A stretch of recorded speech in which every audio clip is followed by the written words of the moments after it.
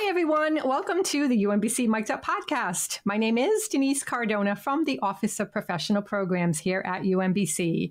And I am here with our guest, Jenny McFadden, a graduate in the UMBC College Teaching and Learning Science Postmaster's Certificate Program. Jenny, it's great to have you here on the show. Thanks so much for joining us.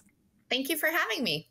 Yeah. So what motivated you to pursue the College Teaching and Learning Science Graduate Postmaster Certificate? And how does it align with what you're doing professionally at this point? So I was motivated to pursue my postmaster's certificate because I was, and still am, seeking promotion through the ranks with my employer. I am now an associate professor at a community college in Maryland, and I had already earned a doctoral degree pretty soon after my hiring. And I'm not sure if it's super common, but my guess is it probably is, that many community colleges hire at the instructor level, and then they still want to see that you are pursuing professional development and trying to grow as an educator. So I was looking for an opportunity to do that, and it was a little bit challenging because, as I mentioned, I'd already finished my terminal degree. So this was actually a really great opportunity for me to fulfill those required professional development hours as I advanced first from assistant professor to associate professor, and now as I'm seeking to become a full professor. Oh, that's fantastic. What a great career, honestly. Yeah. From somebody who just graduated with her master's in learning and performance technology, I'm very interested in that whole facilitation instructor career path. And it's just really, what a great career to be able to be in, to be able to help develop future leaders and it's such a great thing to be able to do, to be able to really encourage that learning experience in students. What is it that you are teaching right now? So I teach developmental English, and for listeners who might not be familiar with developmental coursework or developmental education, I work with our most underprepared learners. So community college is open access, so we'll take anybody if you have a high school diploma, but a lot of our students need a little bit of assistance developing the skills that they're going to need to be successful in credit level English classes, and that's where I come in. I see. Yes. Now, can you share specific examples of how the program here at UMBC has influenced your teaching methods or approaches, and any positive impact that you've observed so far in your role after this? Sure. So the program has a component that is aligned with what is known as Quality Matters. Quality Matters, QM standards are something that exists to make online learning easier for students. And as part of the CTLS program, there is a QM boot camp. And that really did give me a lot of knowledge that was going to be expected of me anyway at our college, because our college is in the process of aligning all of our online and hybrid courses with those QM standards. Knocking that out and being a little ahead of the curve through UMBC's program was really helpful. I've also been able to reflect on and revise some of my assessments in my courses that I teach, and to analyze how that course content aligns with my objectives and learning outcomes for the course that I coordinate, which just means that I have one course that is my baby that I'm in charge of seeing how all of the other instructors deliver that content as well. So I think some of the changes that I've made in my teaching and in my course design as a result of those considerations has absolutely made my teaching more student-centered and probably more effective for our learners.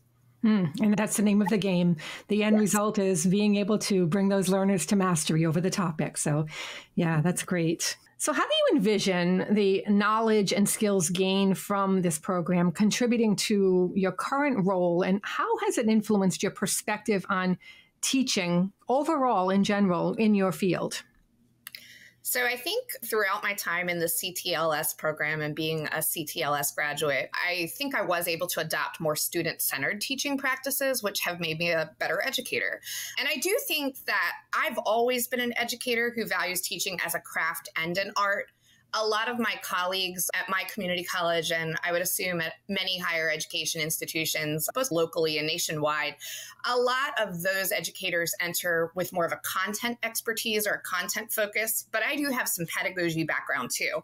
And even with that pedagogy background, I think I've learned a lot more and become even more thoughtful when it comes to examining courses as a whole and ensuring that all of the elements of teaching are working together to maximize learning for my students.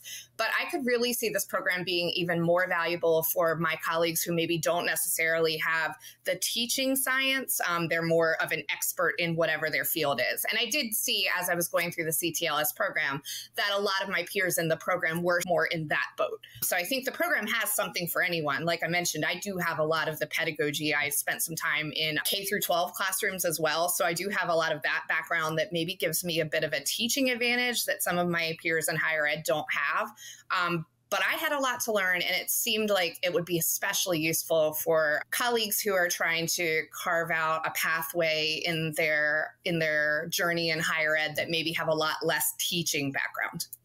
Yeah, and that learning science is so important to be able to use learning theories, adult learning theories, and to be able to craft lesson plans, development work, to be able to create these courses that are going to bring those learners to mastery. Yeah. Do you find that there was a lot of hands-on type of activity that you did within the CTLST program that helped hone in on those teaching skills? Yeah, so for one of our CTLS courses, I can't remember which one. It's a blur since I've graduated, but I do know that one of them had case studies, which was really cool. And it was also like it wasn't just telling us what to do. The teachers were really good at doing what to do to make a classroom work because we were learning collaboratively with each other. Even in the online teaching environment and learning environment, we were able to partner up through the miracles of technology because I'm on the Eastern Shore. So I've set foot on a UMBC's campus once, but it wasn't even for CTLS. It was for my daughter's cheerleading competition. But I was still able to connect with my peers. So we used I guess it's the WebEx. Is that a platform they use? So we used WebEx to connect with a couple of my peers in one of my classes, and we were analyzing case studies together, which was really cool and something that I think is really effective for learners at all levels in higher education to really just dive into a scenario and think about, so how does what we've learned, like how can we actually apply that learning here? So it wasn't them just telling us this is what you should do in your classroom. They were also doing it in their classrooms, which I think is really helpful. I completely agree. Absolutely. And what you said about the flexibility of an online environment is, to me, I think to most working professionals, it's really critical because it's really hard to balance working full time with going to school and having that online component, whether it be a hybrid or online completely. I think it's a game changer for many people. And I think post-COVID, that's what we saw. We saw that a lot of programs started to incorporate that blended learning environment where it does make it more accessible. Mm-hmm. Mm-hmm. Now, are there particular challenges or opportunities that you've encountered during the program, and how have these experiences shaped your growth as an educator? I think going back to the flexibility that the online CTLS program affords, that was really necessary for me, both geographically and because of my busy schedule. And when I'm thinking about challenges, being a student again reminded me of all of the challenges my students face. So I think anytime we as teachers are also navigating some obstacles, just as our students have to do, that offers us the opportunity to be more empathetic with the experiences our learners are encountering. So I teach at an institution where many of my learners are non-traditional in terms of age, in terms of the hours they're working per week. Most of our students are part-time and they're working 40-hour work weeks. They often are parents or have other family responsibilities. So I know when I was meeting deadlines and trying to make sure I was participating in a meaningful way in my CTLS classes, while also working full-time at my teaching job and caring for my children and trying to be a supportive spouse, that was a really good reminder that everything I was juggling was like a mirror for the challenges that many of my students face. And because I do work with students who are just beginning their journey into higher education, I guess you could argue that's a really different level, but I was still seeing in my daily work that many of my learners, they also have limited experiences with technology, and they're approaching their coursework with very little confidence or previous success. So I know for me, when I'm thinking about how difficult it was at times for me to manage my schedule or for me to negotiate the technology, and the UMBC instructors are wonderful and the courses are set up with ease. But I'm just thinking about, there were times where, yeah, it was a struggle to make sure I was meeting deadlines, participating in a meaningful way, and still keeping all of the other balls in the air that you're juggling. So that was a great reminder for me to think about how my students are doing the exact same thing and even more, because many of them are facing similar challenges and also not really knowing how to navigate higher ed in general. So it was definitely a powerful incentive for me to make sure that everything I do on my end is going to maximize my students' opportunities for success, because it's not easy balancing it all. No, it's really not. It can be quite challenging. And I think that having instructors like yourself, understanding that there are other things that people are balancing in life, and that I think it's encouraging and comforting as a student to know that your instructor gets it and understands that. So yeah, kudos to you, and great for your students, because that is, I think, a really big gift to be able to have that empathetic view, putting yourself in the seat of your students, understanding what they are going through. I think that makes you a better teacher. I hope so. Now, in your opinion, what sets the UMBC CTLS program apart in terms of preparing educators for success? And how has it met your expectations now that you've graduated? I really did love the flexible format of the CTLS program at UMBC. Being fully online allowed me to learn about being more effective in my teaching in a time frame that worked for me, both in terms of being able to fulfill the requirements of the program and graduate. And I was also able to slow the program down a little. Dr. O'Brien worked with me on that because I wanted to earn a certain amount of credits in one fiscal year and a certain amount of credits in another fiscal year, so that my employer would pick up the bill for me and so that they would count for two different promotions. So I was a little sneaky about that, but that was helpful. But also just the flexible format for anyone. I love that students who do the program the way it's supposed to can finish so quickly. I love that I was able to just, actually talk to a person. I've seen Dr. O'Brien's face, even though it's online, and just say, hey, this is what I really need for this program to work for my life. And they were completely okay with that I was able to modify the time frame for a way that worked for me. And the faculty are really experienced and supportive too.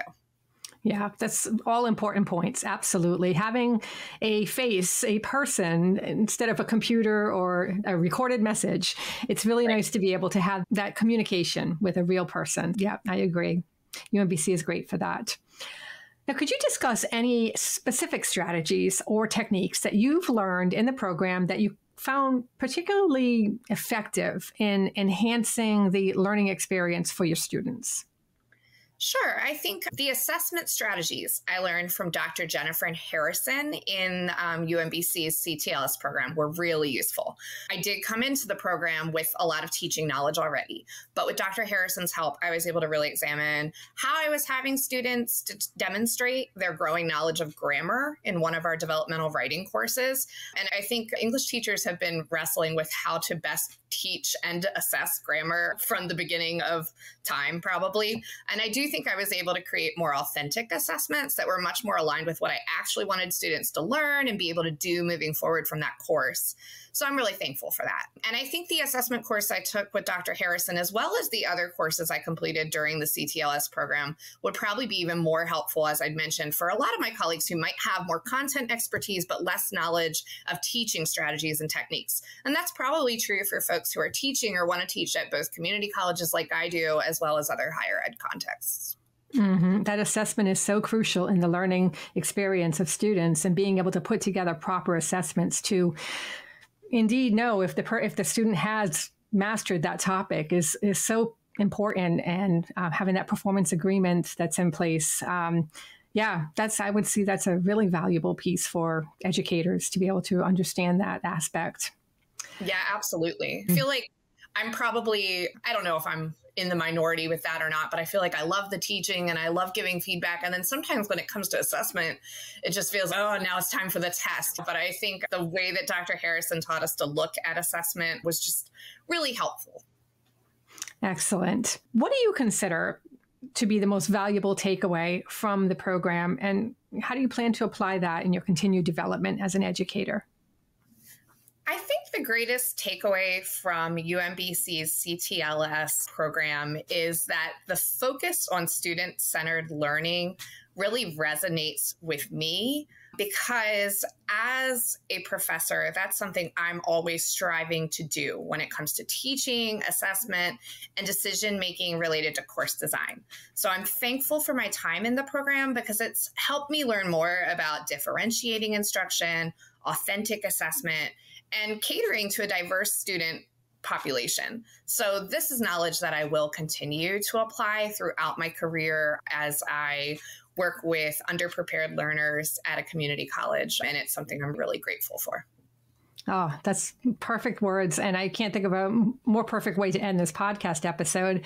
You've really shed some great insights and light on the CTLS program here at UMBC.